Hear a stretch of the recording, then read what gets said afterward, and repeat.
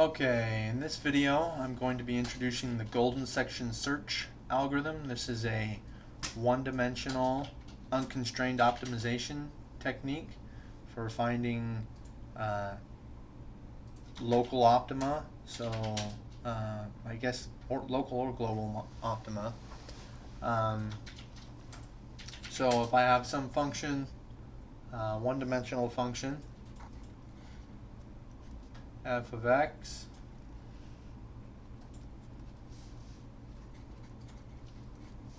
and I have some, I'm going to just draw a maximum, so something like this. So this has a maximum somewhere about here, right? So this is the max. So say I wanted to find that max. Well, the golden section search algorithm allows us to do that. Let's just write a few things down. So this algorithm, it's a bracketing method, a bracketing approach. So similar to the root finding methods, such as bisection method or a false position method. And so it uses a lower bound, so some call it x lower, and an upper bound, call it x upper. And then it uses two other points inside that interval. So I'm going to choose this some point, I'm going to call this point right here x1, and another point in here I'm going to call it x2.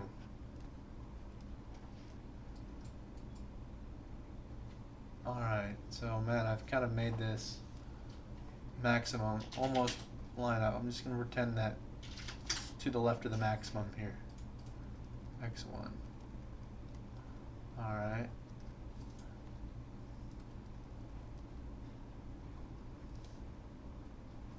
Alright, so I'm going to call this this point right here. This one's going to be f2, the function evaluated at x2, and this point I'm going to call that f1. This is the function evaluated at x1. Okay? So the basic approach of the bisection method, of the golden section search method, is to evaluate these 2 points inside the interval, evaluate the function at these 2 points, and then compare them. So I can see that if I can say it, let's see here, if f1 is greater than f2, which that's the case I've drawn here, then we can safely say that this portion of the interval down here doesn't contain the true optimum. So this algorithm is operating off of an assumption, and I forgot to state that. This assumption is that it assumes our bracket x lower to x upper contains only one max or min. Max or min. Okay? Now, when we were talking about root finding methods, there was a way for us to test if our interval contained a root. Right? We did this test. We said if our function evaluated at xl times our function evaluated at x upper was less than 0, then we knew that implied that our bracket x lower to x upper contained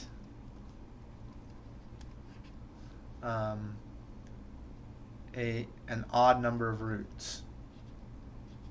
Odd number of roots. Well, for this bracketing method, we don't have that same leisure. We just assume that the bracket we choose bounds only one minimum. So that means when you're using this, you really need to be able to kind of plot the function. So kind of the first step is to plot the function, look at it graphically to determine the initial x lower and x upper values, okay? So that's kind of the assumption of this algorithm, is that you're able to pass in an interval that bounds only one maximum. If you violate that assumption, this algorithm doesn't necessarily work. Okay, anyways, back to this argument up here. So if f1 is greater than f2, then we can say, hey, we can throw this away. Throw this away. All right, let's clean this up a little bit. Let's just come back down here and draw the picture again. Okay. All right, x, f of x. Let's draw our function in red again. See if I can get a little bit better this time. Let's draw x upper right here. Let's draw x lower right here. Let's draw x1 right here, x1 and x2 right here. Alright, this is better because now the max is somewhere like right here, right? So this is our max. And then we've got these points. I'm calling this f1, and this point f2. Alright, so we said if f1 is greater than f2, then we can throw away this portion of the interval right here. So that means we can pick a new interval now that goes from x2 to x upper. So I can set this to be my new x lower, x upper, and then I can pick two new points inside here. So I'm going to pick a point here and a point here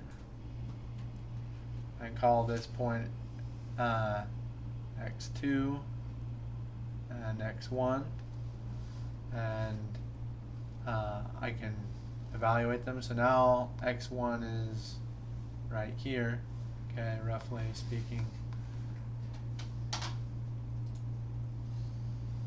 and x2, I've drawn it so that it actually lines up just with f1. That was on purpose. Is there a way that we could choose x2 and x1 that we could reuse one of the points when we created our next interval? Well, the answer is yes. And to do that, we need to choose our interval wisely. Choose our x2 and x1 points wisely. And so I'm going to explain how we do that. But before I kind of explain that, I want to continue explaining. So once I've calculated this new interval down here, once I've calculated these new function values, I can do the same step. I can check and say, okay, is f1 greater than x2, and then I can throw away a point. Now, it just so happens that in this case, x1 is f of x1 is greater than f2 again, so I would again throw this portion of my interval away, and I'm running out of space here. I draw my new interval, which would extend from here to here, okay, and now I'd have an x1 and an x2 here, and I think finally this one ends up on the right side here. I'm drawing this too hard. Anyways, the idea is that you can keep iterating over and over, and this interval will keep shrinking. So as we iterate,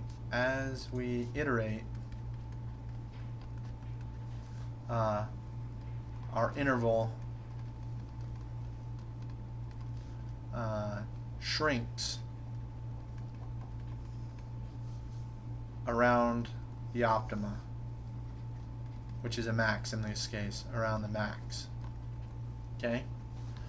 And just like the bisection method, and it does it a little bit slower than bisection because we're only chopping out a smaller fraction of the interval each iteration. Now, so let's just kind of write down this this process here, just kind of in a more algorithmic format. So the basic idea behind the algorithm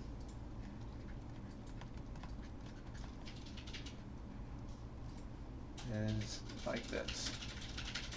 First, we're going to choose 2 points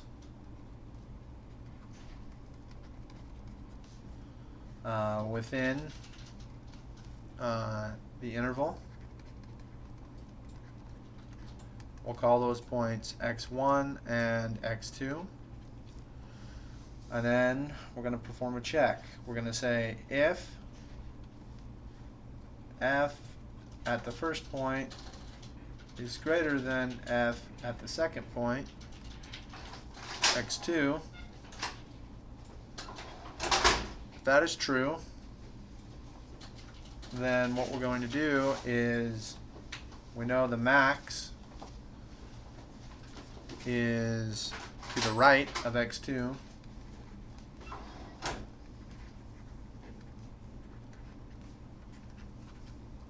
I'll just show you that up here. So initially, if f1 right here was greater than f2, then we could throw away this portion of the interval. That means it's to the right of the point x2. Whereas if it was reversed, if f2 was greater than f1, then we could say, hey, this portion of the interval right here doesn't contain the max, and we'd throw away this portion right here. Alright, so that's the check that we're doing. So in the algorithm here, so if of x1 is greater than x2, max is to the right of x2, so we can set our x optimum to be equal to x1, and then we can also make our x lower value, we can change that to be equal to x2. Alright, now if that's not the case, so else, so if f of x1 is not greater than f of x2, then we could say the max is to the left of x1, is to the left of x1. So we'll set our x optimum, our approximation for x optimum, equal to x1, and then we'll change our interval. So we'll make x upper equal to x1.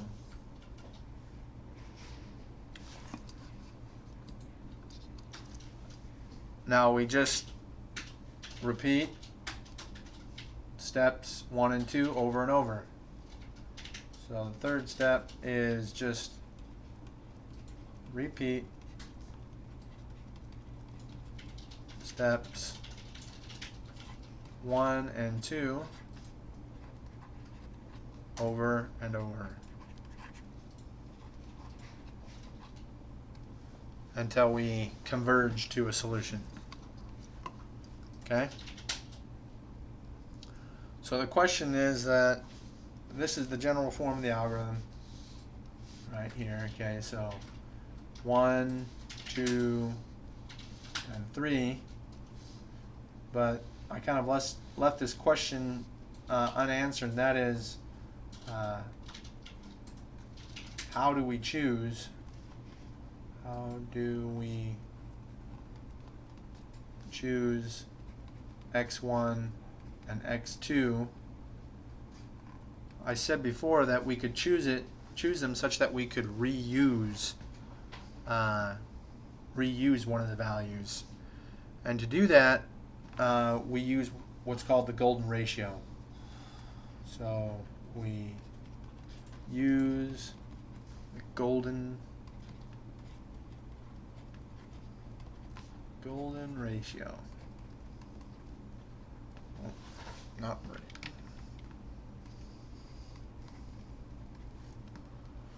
So the golden ratio is defined like this. So, whoa.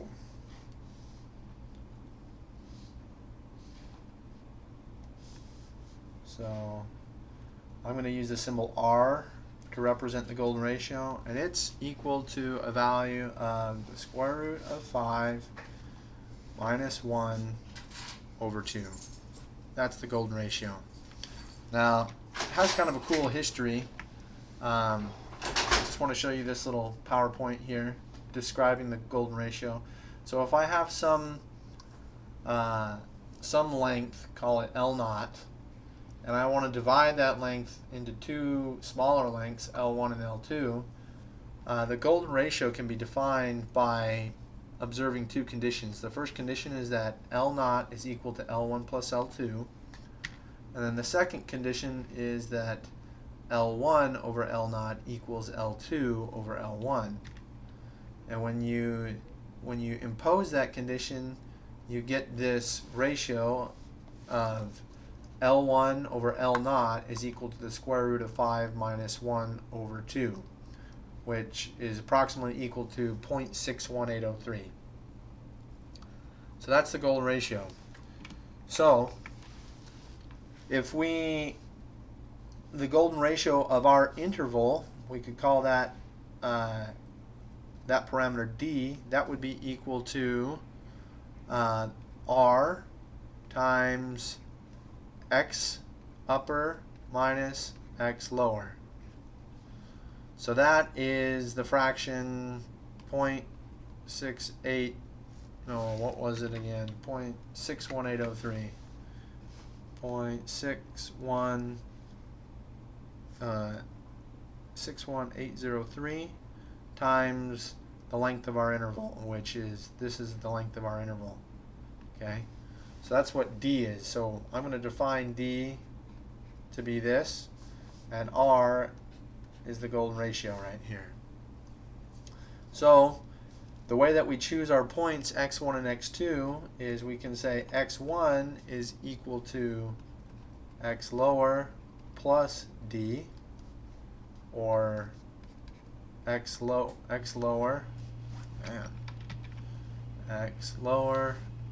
plus R times x upper minus x lower, and x2 is going to be equal to x upper minus D. So that's why when I was describing the golden section search algorithm in the first place, I drew it such that I have f of x and x, and then I have my function. Maybe it looks something like this, and I picked my bound, so I said, okay, let's have this be x upper and this x lower. Well, I picked x1 to be about what I thought was 0.618, so about 0.6. So halfway, then a little bit more, 0.6, and called this x1. And then halfway plus a little bit more and called this x2. And then you can see when I throw away, so if this is the true max right here, this is our max, and this is f1, and this is F2. Then, when I throw away, after my first iteration, I find out that F1 is greater than F2, so then I can say, okay, I can throw away this portion of the interval right here, and my new interval is going to be from here to here. And now it just so turns out that my x1, because I used the golden ratio, is going to become my new x2 value. And then I only have to compute a new x1 value. Okay, so I have a new x1 value, and then I have to evaluate this function at the x1, this new x1 value. But that's the only new function evaluation that I have to do. I only have to do only one new function evaluation per iteration.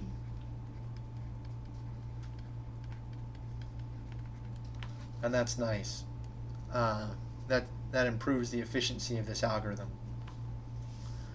So the golden ratio is cool. Just a little bit of history on it. People discovered this golden ratio and they thought it was very aesthetically pleasing and mathematically important.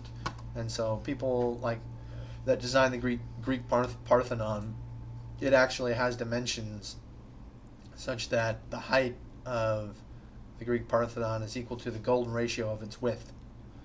So, kind of interesting. All right, so I've kind of introduced the algorithm and how we choose the points x1 and x2. In the next video, I'm going to go ahead and do an example of the golden section search algorithm by hand, and show you how kind of the nuts and bolts work, and how you need to update different things from iteration to iteration, and hopefully that'll give you a better feel. And then at the very end of that, I'll show you kind of pseudocode how you would implement that so that you could implement it in MATLAB. That's something I have my students do in one of the homeworks, is implement this algorithm in MATLAB and do it by hand. So we'll save that for the next video, and we'll see you in the next video.